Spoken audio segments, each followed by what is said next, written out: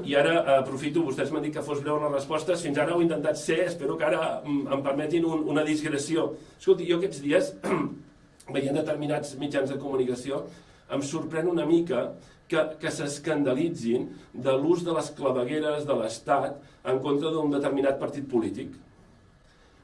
I és evident que és escandalós que hagin utilitzat les clavegueres de l'Estat en contra de Podemos.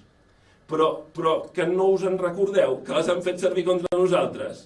És que potser no heu sentit a un ministre de l'Interior encarregar-li amb un jutge que construís proves falses en contra nostra, i en contra meva en particular, i en contra de la meva família. Que no heu sentit. I no seria oportú recordar-ho. I no és bo que jo ho recordi ara, i no és bo que tothom ho tingui present, i no és bo que tothom sàpiga que han utilitzat totes les seves eines, les més brutes de totes, en contra nostra, i tot i així nosaltres persistim.